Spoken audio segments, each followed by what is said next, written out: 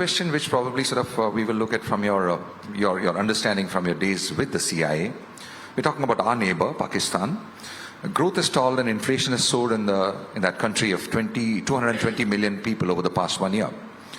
With the rupee sharply depreciating now, the Pakistani rupee, and reserve currency dwindling, that country is struggling to import essential products like food, leading to stampedes at distribution centers. Fears that Pakistan would actually default on its debt have lurked for months.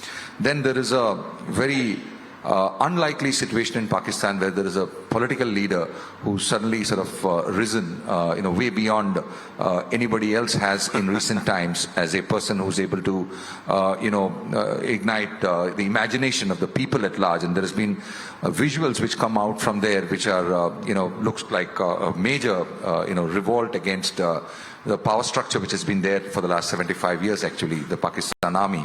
And it's the first time that we're seeing the Pakistani people out in the streets calling their army names, in language that we can understand. Probably you will not be able to relate. The slogans on the street are pretty derogatory of the army.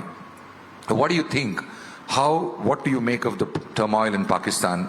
And what do you think of, what will happen, what is good?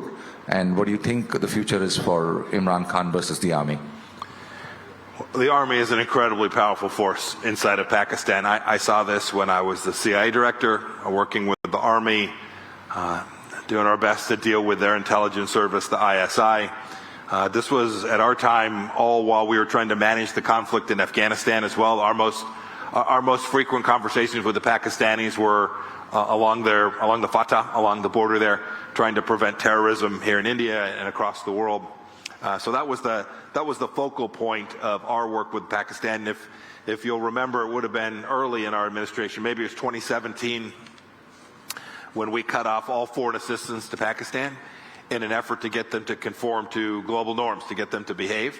The Chinese stepped in, loaned a ton of money to the Pakistanis. Good luck getting that back.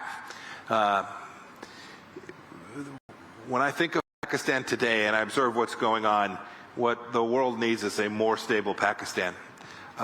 What they've done to Khan is inappropriate. I hope they will follow their own internal rules, much as we have. If you have the rule of law here in India, we have it in the United States. Pakistan has a history of this as well, but it has ultimately been dominated by their military. I expect that will continue as a practical matter to be the case. What we should all do is we should make clear that China's role there has been a net negative for the Pakistani people. The things that they have offered them, the money that they have loaned them, will ultimately give the Chinese Communist Party power over how Pakistan governs itself. That's not good for the Pakistani people. It's not good for this region. And then second, and this is too long an answer, but there are tools that we all can use to decrease the likelihood of what you described, a collapse or chaos inside of Pakistan. Very high-end set of capabilities, 200 million plus people. A collapse of Pakistan will increase the very risk that we began this conversation around, the risk of terror, the risk of Islamic extremism flowing from there into other parts of the region. It would be a very bad thing. And so we ought to collectively, India will have a role in this, play the role to try and deliver the very stability. Even if we don't like the exact outcome that we get, it wouldn't be our choice for how Pakistan is governed internally. That stability matters an awful lot. And if you put India first or America first, it is Pakistani stability which should be at the top of our list of things we hope come from that place. Okay. And you think Army would be a very important player in that? It seems very unlikely to me that we're ever going to see the Army be unimportant in Pakistani government in any near-term period.